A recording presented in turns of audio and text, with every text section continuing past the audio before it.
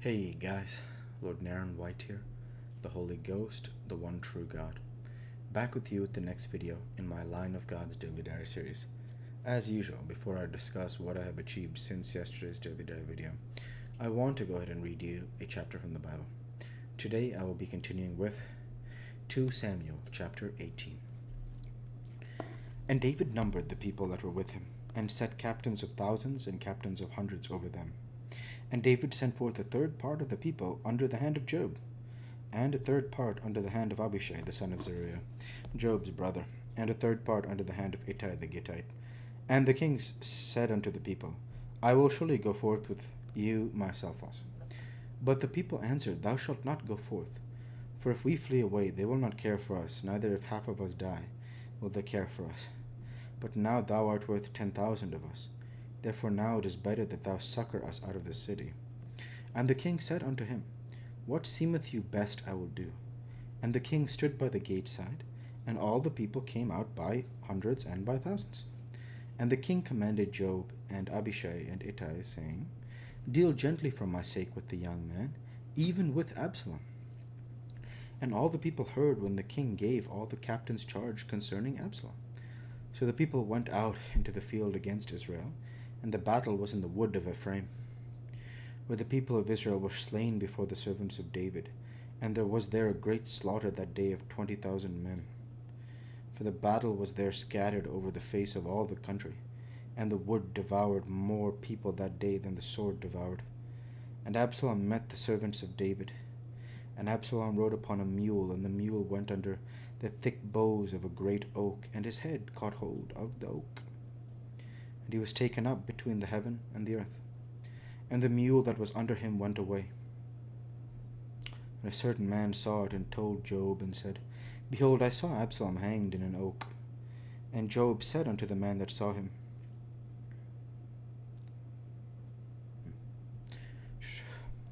And Job said unto the man that told him, And behold, thou sawest him, and why didst thou not smite him there to the ground?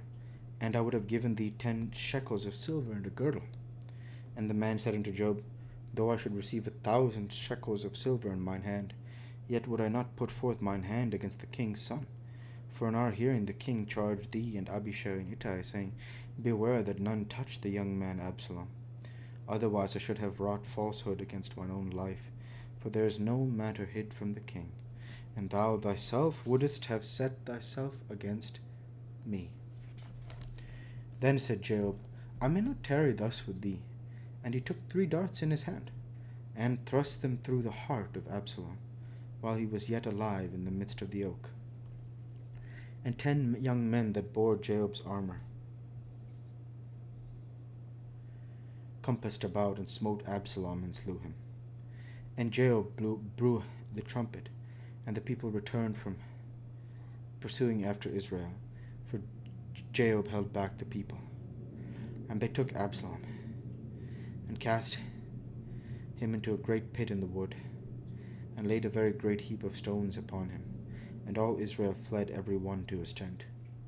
Now Absalom in his lifetime had taken and reared up for himself a pillar, which is in the king's dale, for he said, I have no son to keep my name in remembrance. And he called the pillar after his own name. And it is called unto this day Absalom's place. Then said Ahimaaz the son of Zadok, Let me now run and bear the king tidings, how that the Lord hath avenged him of his enemies. And Job said unto him, Thou shalt not bear tidings this day, but thou shalt bear tidings another day. But this day thou shalt bear no tidings, because the king's son is dead. Then said Job to Cushi, Go tell the king what thou hast seen. And Cushi bowed himself unto Job and ran. Then said Ahimaaz the son of Zadok yet again to Job, But, however, let me, I pray thee, also run after Cushi. And Job said, Wherefore wilt thou run, my son, seeing that thou hast no tidings ready? But howsoever, said he, let me run. And said unto him, Run. Then Ahimaaz ran by the way of the plain, and overran Cushi.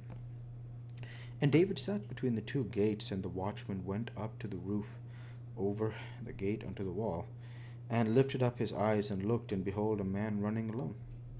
And the watchman cried and told the king, and the king said, If he be alone there there is tidings in his mouth. And he came apace and drew near. And the watchman saw another man running. And the watchman called unto the porter, and said, Behold, another man running alone. And the king said, He also bringeth tidings.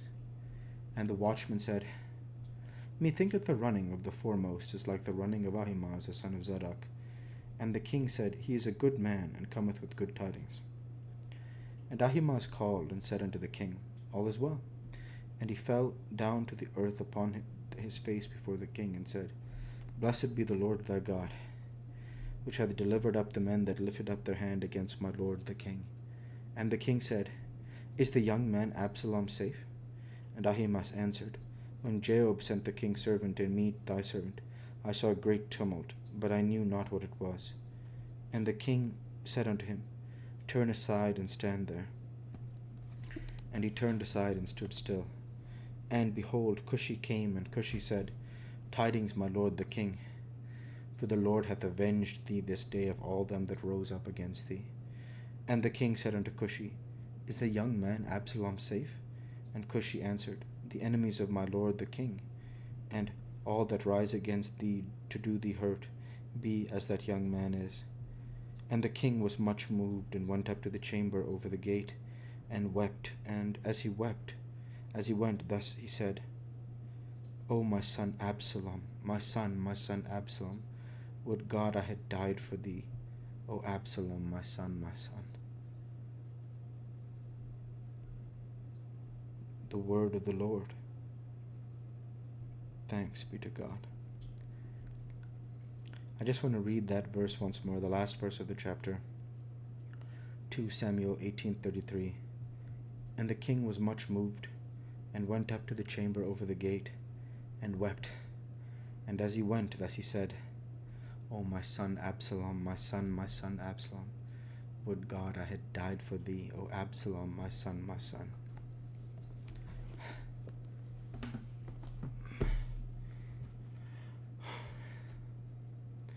So, very powerful chapter there, the death of Absalom.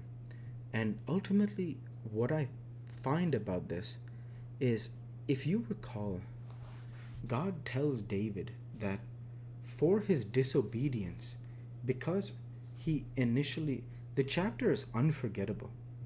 The verses are unforgettable because God tells him, he says, it's brutal. He tells him what David did is unacceptable. And he tells him that his wives and his concubines will be taken. He says, what you did in darkness, David. And he tells him, he says, for what you did, your wives and concubines will be taken for all to see, be taken. And David then says, he says, he's sinned. And I talked about this in the video for that chapter, how that was the critical moment for David. Because had David rebelled further against the Lord, it only would have gotten worse for him. But he immediately said he has sinned. And I think it's Nathan the prophet says, God says that you will not die. But he says that there will be like disturbances in your household for what you've done. Why? He says, because you have given the enemies of Israel cause to say that you have sinned in this way. Because David, as we know, first he commits adultery with Bathsheba, and then to try to cover up that sin, he goes and orders Uriah to the front lines where he dies. Because basically the idea is he needs to get Uriah out of the picture after what he's done. So he basically murders Uriah. And so God knows that now the leader of Israel is a man who has committed this carnal sin and then compounded it by murdering the former husband of the woman that he has now taken to be his wife. So, of course, he does not allow that son to be born. Eventually, Solomon is born from Bathsheba, but not the first child. The first child dies. And this idea is that because of David's sin, that's how these disturbances, the insinuation is that these issues happen in the household of David because of his sin that he commits with Bathsheba and then murdering Uriah after that. So it's very powerful because now you see that David is suffering in this way. And it's not explicitly written that these two things are linked. It's that God tells him brutally of the first part, and then because he says he has sinned, God says, "You will not die." But the idea is that he will be rebuked for what he does. And of course, the child dies. And one interpretation of the scriptures is that these events with Absalom happen. Why? Because think about the nature of how the split happens with Absalom. Well, it's because of that adultery. Initially with, I think, Tamar, not Absalom directly, but another one of David's sons commits that adultery with Tamar, and then Absalom goes off after that. So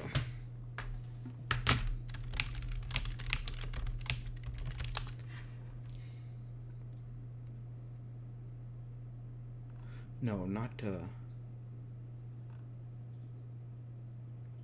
yeah, that's right.